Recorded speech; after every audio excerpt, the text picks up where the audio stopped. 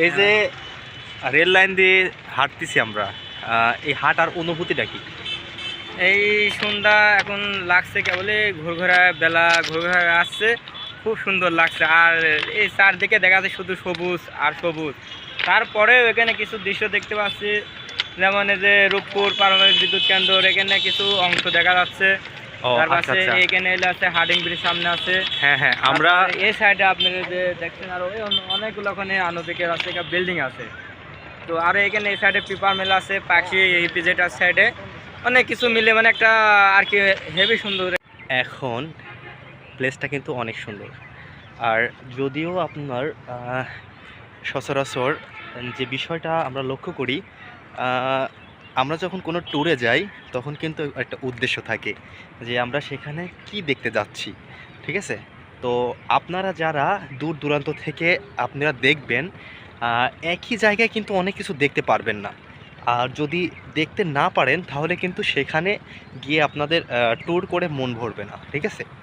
আমাদের এই পাকশি এখানে আসলে আপনি রূপপুর পারমাণবিক বিদ্যুৎ কেন্দ্রটা দেখতে পারবেন, হার্ডিং ব্রিজ দেখতে পারবেন, এবং আপনার লালন শাহ ব্রিজ যে এখানে সেটার অবস্থান এটাও আপনারা দেখতে পারবেন একই জায়গা থেকে। আর দ্বিতীয়ত, এখান থেকে 5 মিনিটের দূরত্ব, 5 মিনিটও না, জাস্ট 3 থেকে 4 মিনিট যদি আপনি সামনের দিকে এগিয়ে যান তাহলে আপনার ফুরফুরা শরীফ দেখতে পারবেন, যেটা একেবারে তাজমহলের আকৃতিতে তৈরি করা হয়েছে, ঠিক আছে? ওখানে যখন 3 দিনের যেমন আমরা বিশ্ব ইজতেমা হয়, ঠিক আছে, ওখানে অনেক দেশ থেকে লোক আসে। তো আমরা যখন আমাদের এখানে যখন এই সময়টা আসে 3 দিনের জন্য ফুরফুরা শরীফে, তাও তখন অনেক জায়গা থেকে লোক এখানে আপনার ওই সময়ে এখানে আসে। সেটা হচ্ছে আপনার যেমন তাবলিগে যায় বা হচ্ছে ওই বিশ্ব ইজতেমাতে যায়, যে উদ্দেশ্যে এখানেও সে সেম উদ্দেশ্যে মানুষ এখানে আসে। এখন পাশাপাশি তাহলে আমরা দুইটা জিনিস দেখলাম এখানে, এখানে পাকশি স্টেশন এবং পাশেই হচ্ছে আপনার হচ্ছে রূপপুর পারমাণবিক বিদ্যুৎ কেন্দ্র। আর আর একটু যদি আপনাদের দেখাই, সেটা হচ্ছে আমাদের হার্ডিং ব্রিজ সামনে, ঠিক আছে? কিছু দূর গেলে আমাদের হার্ডিং ব্রিজ পাবো।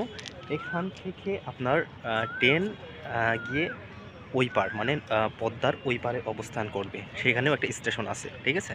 তো আমাদের একই প্লেস থেকে হার্ডিং ব্রিজ দেখা গেল, পাকশি স্টেশন দেখা গেল, আর হচ্ছে রূপপুর পারমাণবিক বিদ্যুৎ কেন্দ্র দেখা গেল, ঠিক আছে? একই জায়গা থেকে। এবং আমি যদি আর 1 মিনিট হাঁটি তাহলে সামনে হচ্ছে আপনাদেরকে দেখাবো হচ্ছে লালন শাহ ব্রিজ, সেটাও আমি আপনাদের এই নিচে গিয়ে প্লেসটা ভালো দেখা যাবে, আপনাদের সেই বিষয়টা আপনাদের সামনে দেখাবো, তুলে ধরবো আর কি। এই যে এখানে লেখা আছে নদীর নাম পদ্মা, সেতুর নাম হার্ডিং সেতু, দৈর্ঘ্য 1.1/8 মাইল, অর্থাৎ হচ্ছে 2 মাইলের কাছাকাছি। আর নির্মাণ হচ্ছে 1910 সাল, সমাপ্ত হচ্ছে 1915 সাল। তার মানে টোটালি 5 বছর ধরে আমাদের সেতুটি তৈরি করা হয়েছে। আর এখানে যে বিষয়টা আপনাদের একটা ভালো জিনিস সেটা শুনেনি, সেটা হচ্ছে শোনাই, সেটা হচ্ছে এখানে ওই সময় 24,400 জন শ্রমিক প্রতিনিয়ত এখানে কাজ করছে এই হার্ডিং ব্রিজ তৈরির সময়, ঠিক আছে? আমাদের পাকশি স্টেশন এটা, এখানে আপনার ট্রেন এসে থামে এবং এখান থেকে যেয়ে ঈশ্বরদী গিয়ে থামে। পরের স্টেশন হচ্ছে ঈশ্বরদী।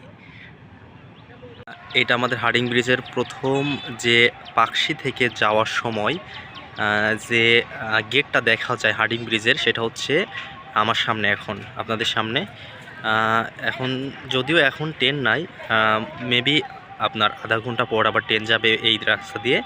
তো এখানে যে আপনারা একটু আগে দেখলেন প্রায় 2 মাইলের কাছাকাছি, ঠিক আছে? 2 মাইলের কাছাকাছি নদী পার হতে হবে এই ব্রিজ দিয়ে। তার মানে হার্ডিং ব্রিজ দেখলেন, এবং আমি আপনাদের সামনে এবার দেখাবো হচ্ছে লালন শাহ ব্রিজ সামনে।